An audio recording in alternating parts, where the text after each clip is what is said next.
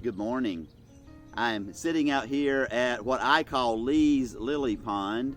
It's actually a pond that was on the property. I mentioned this in an earlier video, and somebody else before us planted it with the lilies and got it set up for us, but we enjoy it so much.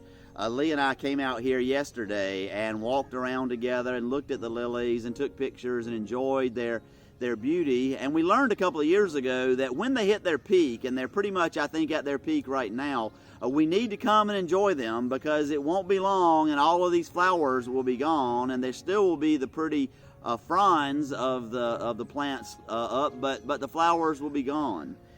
And so this morning, as I was thinking and meditating, I thought about what at first sounds almost like a depressing verse of Scripture. Psalm 103 says, verses 15 through 17, "As for mortals, their days are like grass. They flourish like a flower of the field, for the wind passes over it, and it is gone. Its place knows it no more." It is a reminder of our mortality. A reminder that we are here just for a short time, and just as these flowers bloom and then are gone, likewise our lives bloom and then they are gone. But the psalmist doesn't leave us there. The psalmist continues, "But the steadfast love of the Lord is from everlasting to everlasting." And that word steadfast love, you may know in Hebrew, is hesed.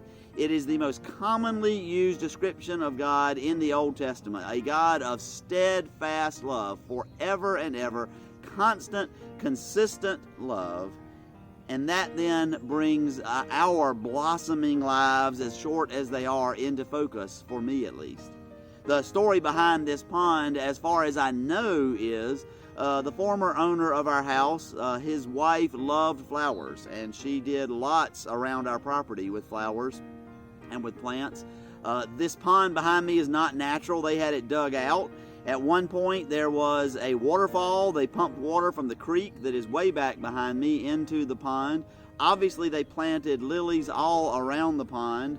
At one point, there was even electricity that came out here to the pond. I think maybe they had lights or something on the pond.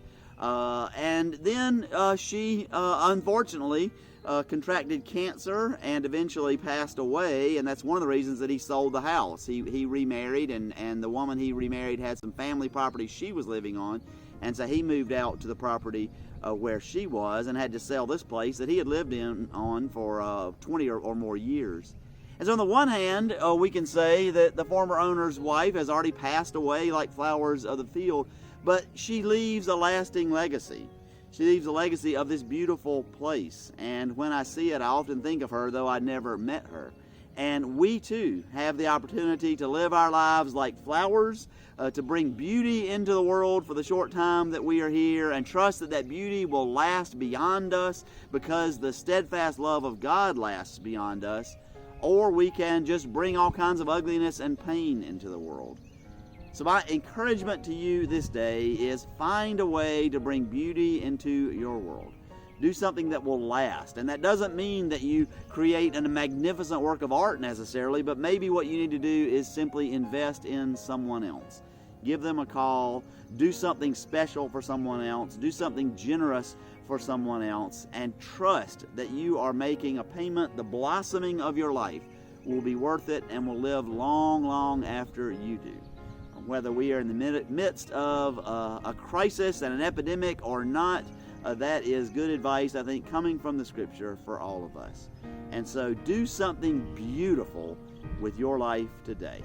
The reason you should do that, because God is with us. His steadfast love is with us, everlasting, for generation to generation. Amen.